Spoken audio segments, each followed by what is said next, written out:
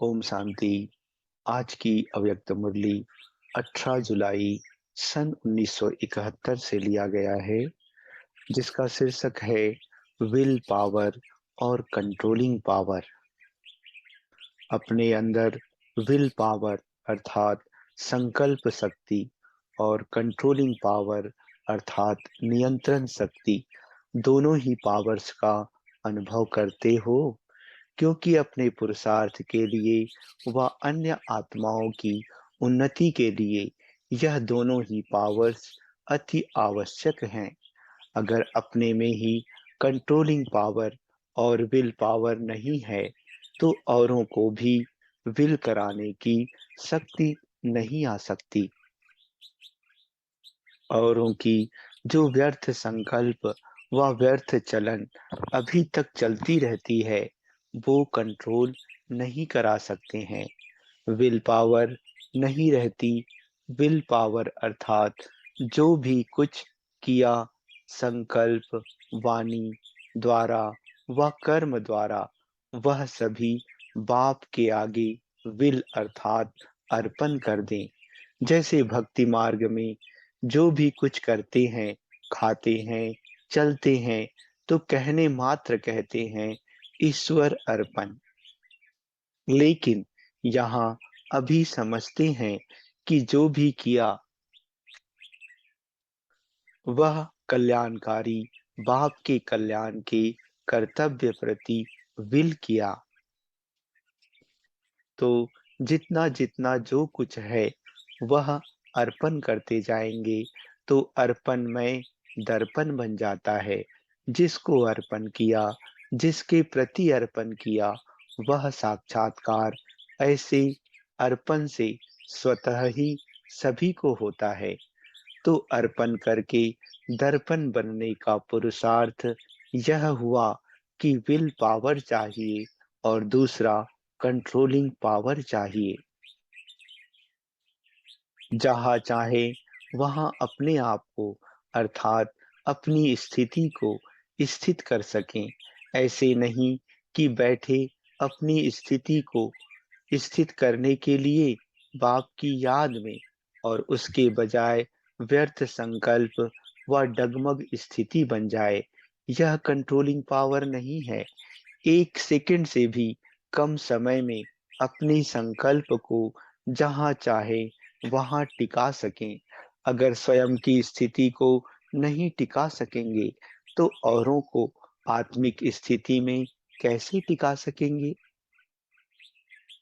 इसलिए अपनी स्टेज और स्टेट्स दोनों की स्मृति सदा रहे, तब ही लक्ष्य की सिद्धि पा सकेंगे। तो विल पावर और कंट्रोलिंग पावर दोनों के लिए मुख्य क्या याद रखें, जिससे दोनों पावर्स आए। इन दोनों पावर्स के पुरुषार्थ का एक एक शब्द में ही साधन है। कंट्रोलिंग पावर के लिए सदैव महान अंतर सामने रहे, तो ऑटोमेटिकली जो श्रेष्ठ होगा उस तरफ बुद्धि जाएगी, और जो व्यर्थ महसूस होगा उस तरफ बुद्धि ऑटोमेटिकली नहीं जाएगी। जो भी कर्म करते हो, तो महान अंतर शुद्ध और अशुद्ध, सत्य और असत्य, स्मृति और विस्मृति में क्या अंतर है। व्यर्थ और समर्थ संकल्प में क्या अंतर है। सब बात में अगर महान अंतर करते जाओ, तो दूसरी तरफ बुद्धि ऑटोमेटिकली कंट्रोल हो जाएगी। और विल पावर के लिए है महामंत्र। अगर महान अंतर और महामंत्र यह दोनों ही याद रहें, तो कभी बुद्धि को कंट्रोल करने के लिए मेहनत नहीं करनी पड़ेगी। यह सहज है। पहले चेक करो अर्थात अंतर सोचो, फिर कर्म करो। अंतर नहीं देखते, अलबेले चलते रहते। इसलिए कंट्रोलिंग पावर जो आनी चाहिए वह नहीं आती, और महामंत्र से विल पावर ऑटोमेटिकली आ जाएगी, क्योंकि महामंत्र है ही बाप की याद अर्थात बाप के साथ, बाप के कर्तव्य के साथ, बाप के गुणों के साथ सदैव अपनी बुद्धि को स्थित करना। तो महामंत्र बुद्धि में रहने से अर्थात बुद्धि का कनेक्शन पावर हाउस से होने के कारण विल पावर आ जाती है। तो महामंत्र और महान अंतर यह दोनों ही याद रहे तो दोनों पावर्स सहज आ सकती है। महामंत्र और महान अंतर दोनों में दोनों स्मृति में रख फिर ज्ञान का नेत्र चलाने से देखो सफलता कितनी होती है। जैसे सुनाया था ना, हंस का कर्तव्य क्या होता है? वह सदैव कंकड़ और रत्नों का महान अंतर करता है। तो ऐसे ही बुद्धि में सदैव महान अंतर याद रहे तो महामंत्र भी सहज याद आ जाएगा। जब कोई श्रेष्ठ चीज को जान जाते हैं तो नीचे की चीज से स्वतः ही किनारा हो जाता है। लेकिन अंतर याद ना होने से मंत्र भी भूल जाता है और ज्ञान के यंत्र जो मिले हैं वह पूर्ण रीति सफल नहीं हो पाते। तो अब क्या करेंगे? सिर्फ दो शब्द याद रखना है, हंस बनकर अंतर करते जाओ। समझा? जैसे बाप दादा के तीन रूप मुख्य हैं, है तो सर्व संबंध, फिर भी तीन संबंध मुख्य है ना। ऐसे ही सारे दिन के अंदर आपके भी मुख्य तीन रूप आपको याद रहने चाहिए। जैसे बाल अवस्था, युवा अवस्था और वृद्ध अवस्था होती है, फिर मृत्यु होती है। यह चक्र चलता है ना। तो सारे दिन में तीन रूप कौन से याद रहें जिससे स्मृति भी सहज रहे और सफलता भी ज्यादा हो। जैसे बाप के यह तीन रूप वर्णन करते हो वैसे ही आपके तीन रूप कौन से हैं? सवेरे सवेरे अमृत वेले जब उठते हो और याद की यात्रा में रहते हो व रूह रूहान करते हो तो उस समय का स्वरूप कौन सा होता है? बालक सो मालिक। जब रूह रूहान करते हो तो बालक रूप याद रहता है ना। और जब याद की यात्रा का अनुभव रूप बन जाते हो तो मालिकपन का रूप होता है। तो अमृत वेले होता है बालक सो मालिकपन का रूप। फिर कौन सा रूप होता है? Godly student life. फिर तीसरा रूप है सेवाधारी का। यह तीनों रूप सारे दिन में धारण करते कर्तव्य करते चलते हो। रूप यह तीन होते हैं और रात को फिर कौन सा रूप होता है? अंत में रात को सोते समय स्थिति होती है अपने को चेक करने की और साथ साथ अपने को वाणी से परे ले जाने वाली स्थिति भी होती है। उस स्थिति में स्थित हो एक दिन को समाप्त करते हो फिर दूसरा दिन शुरू होता है। तो वह स्थिति ऐसी होनी चाहिए जैसे नींद में इस दुनिया की कोई भी बात, कोई भी आवाज, कोई भी आकर्षण नहीं होता है। जब अच्छी नींद में होते हो, स्वप्न भी दूसरी बात है। इस रीति से सोने से पहले ऐसी स्थिति बनाकर फिर सोना चाहिए जैसे अंत में आत्माएं जो संस्कार ले जाती हैं वही मर्ज होते हैं, फिर वही संस्कार इमर्ज होंगे। इस रीति से यह भी दिन को जब समाप्त करते हो तो संस्कार न्यारे और प्यारेपन के हो गए ना। इसी संस्कार से सो जाने से फिर दूसरे दिन भी इन संस्कारों की मदद मिलती है।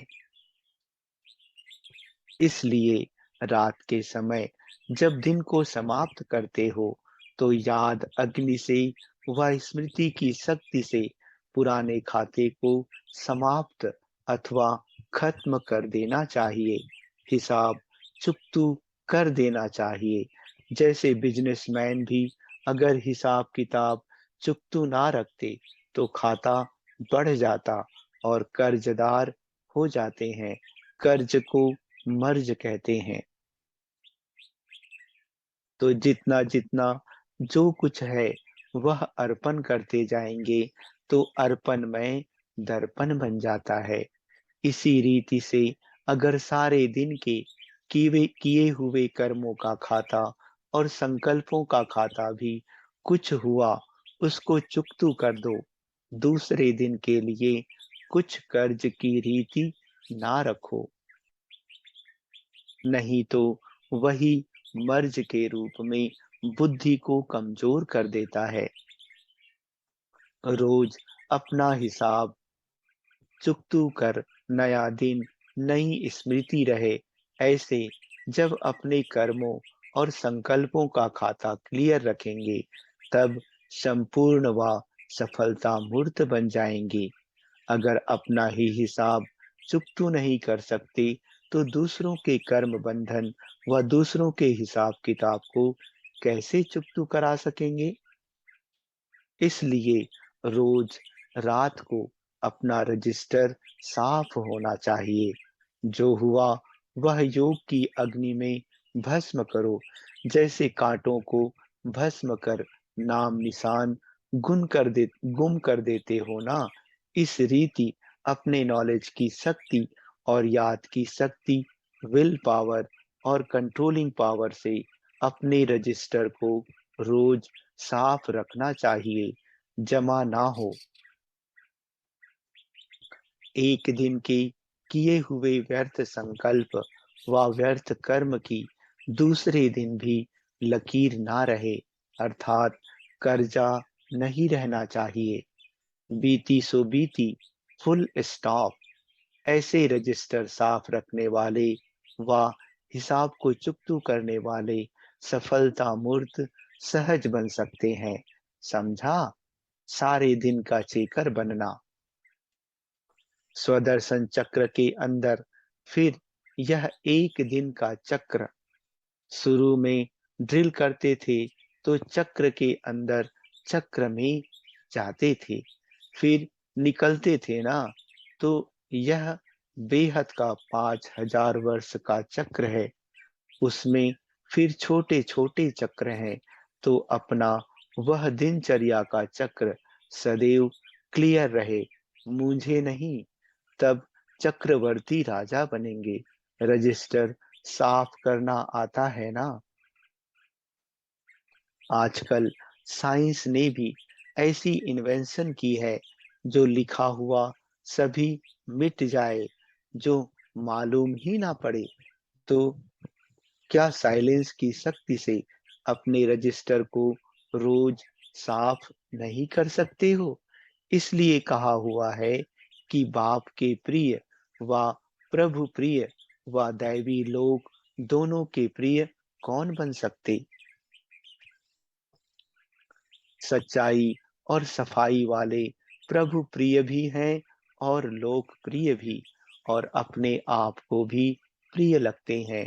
सच्चाई सफाई को सभी पसंद करते हैं। रजिस्टर साफ रखना यह भी सफाई हुई ना। और सच्चे दिल पर साहेब राजी हो जाता है, अर्थात हिम्मत और याद से मदद मिल जाती है। अच्छा, ओम शांति।